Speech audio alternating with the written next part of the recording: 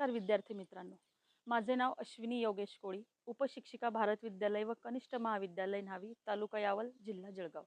आज आपण इयत्ता 7वी मधील पाठ क्रमांक 6 नैसर्गिक प्रदेश हा अभ्यासणार आहोत. आपल्या इयत्ता 7वीच्या पाठ्यपुस्तकातील पेज क्रमांक 30 वरती आपल्याला वेगवेगळ्या प्रकारच्या प्रदेशांनुसार अन्न, वस्त्र, निवारा, प्राणी याबाबतची काही चित्र दाखवण्यात आलेली आहे. या चित्रांचं निरीक्षण केलं असता तुमच्या लक्षात आलंच असेल की नैसर्गिक प्रदेशानुसार हवामान, अन्न, वस्त्र हे प्रत्येकाचं वेगवेगळं असतं. त्यासाठीच आपण आज अभ्यासणार आहोत नैसर्गिक प्रदेश म्हणजे काय. चला तर आपण नैसर्गिक प्रदेश म्हणजे काय हे बघूया.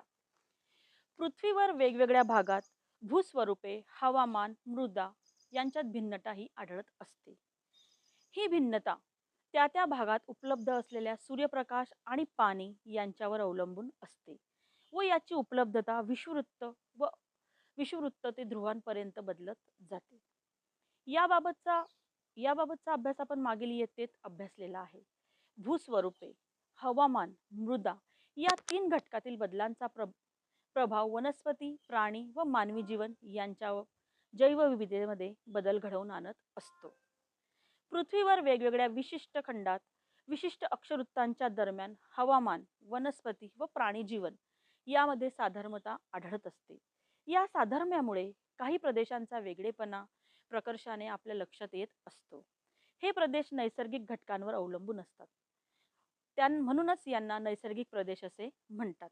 मग ही नैसर्गिक प्रदेश कोणती आणि त्यांचा अभ्यास आपल्याला या पाठामध्ये अभ्यासायचा आहे.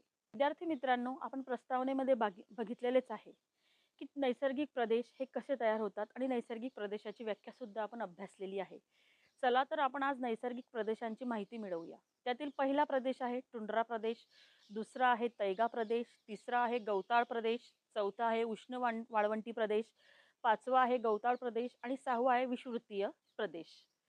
तर आज आपण टुंड्रा प्रदेश याची माहिती घेणार आहोत. टुंड्रा प्रदेश याचे स्थान हा प्रदेश सुमारे 65 ते 90 अंश उत्तर अक्षवृत्तांच्या दरम्यान येतो. यामध्ये ग्रीनलँड, उत्तर कॅनडा, युरोप, उत्तर आशिया या भागांचा समावेश होत असतो. मग या टुंड्रा प्रदेशातील हवामान हे कसे असते? टुंड्रा प्रदेशातील हवामान उन्हाळ्यात सरासरी 10 अंश सेल्सिअस तर हिवाळ्यात -200 अंश ते -30 अंश सेल्सिअस इतके असते. म्हणूनच हा प्रदेश अतिशय थंड हवामानाचा प्रदेश म्हणून ओळखला जातो. मग या टुंड्रा प्रदेशात कोणकोणते वनस्पती आढळतात? या टुंड्रा प्रदेशामध्ये अल्पकाळ टिकणारी वनस्पती आढळून येतात. त्यामध्ये छोटी छोटी झुडपे, खुरटे, शेवाळ, दगडफूल इत्यादी प्रकारची वनस्पती आढळून येतात. मग टुंड्रा प्रदेशातील प्राणी जीवन हे कसे असते? यामध्ये रेनडियर, ध्रुवीय अस्वल, कोल्हा, सील मासे अशा प्रकारचे विविध प्राणी आढळून येतात. यामधील मानवी जीवन हे कसे असते हे आपण बघणार आहोत. येथील मानवाचा मुख्य व्यवसाय हा शिकार आणि मासेमारी करणे होय. कारण येथील लोकसंख्या ही अतिविरळ आहे. म्हणूनच मानव या ठिकाणी कातड्याचे तंबू करून राहत असतो आणि या तंबू केलेल्या घराला इग्लू म्हणून असे सुद्धा ओळखले जाते. विद्यार्थी मित्रांनो, आपण मागील भागामध्ये टुंड्रा प्रदेशाची माहिती घेतली. टुंड्रा प्रदेशातील हवामान, तापमान, नैसर्गिक वनस्पती, प्राणी जीवन याविषयीची आपण माहिती घेतलेली आहे. आता आपण पुढील प्रदेशाकडे वळूया. त्याचे नाव आहे तैगा प्रदेश. तैगा हा प्रदेश 55 अंश उत्तर ते 65 अंश उत्तर अक्षवृत्तांच्या दरम्यान येतो. अलास्का पासून ते अटलांटिक महासागरापर्यंतचा भाग तैगा प्रदेशामध्ये मोडला जातो. मग या तैगा प्रदेशातील हवामान आपण बघणार आहोत. या ठिकाणी उन्हाळ्यात सरासरी 15 अंश सेल्सिअस ते 20 अंश तापमान असते, तर हिवाळ्यात 0 अंश सेल्सिअस पेक्षा कमी तापमान असते. या प्रदेशामध्ये उन्हाळ्यात पाऊस तर हिवाळ्यात हिमवृष्टी ही होत असते. मग बघूया तैगा प्रदेशातील नैसर्गिक वनस्पती. तैगा प्रदेशामध्ये सूचीपर्णी वनस्पती आढळून येतात. तसेच झाडाची पाने अरुंद व टोकदार असतात. त्याचबरोबर मऊ लाकूड, हलके अशा प्रकारची झाडे या तैगा प्रदेशात आपल्याला आढळून येतात. उदाहरणार्थ आपण बघूया स्प्रूस, पाईन या प्रकारची झाडे या तैगा प्रदेशात आपल्याला आढळून येतात. मग जाणून घेऊया या तैगा प्रदेशातील प्राणी जीवन.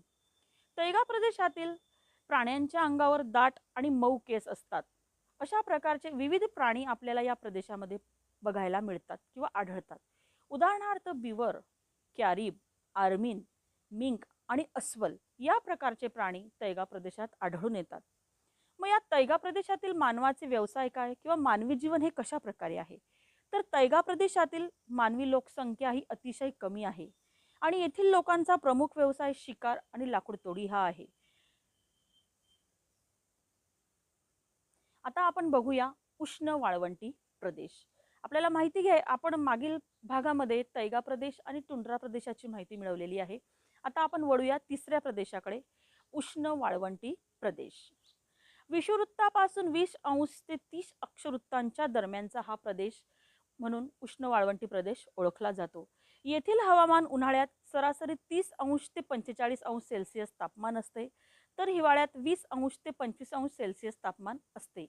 अतिउष्णता व अत्यल्प पर्जन्य हे या उष्ण वाळवंटी प्रदेशाचे महत्त्वपूर्ण वैशिष्ट्य आहे. मग या उष्ण वाळवंटी प्रदेशात कोणत्या प्रकारचे वनस्पती आढळून येतात? तर या भागामध्ये कमीत कमी पाणी असलेली आणि काटेरी वनस्पती आढळून येतात. उदाहरणार्थ निवडुंग, घायपाय, पाम आणि खजूर या प्रकारची वनस्पती प्रामुख्याने आढळून येतात.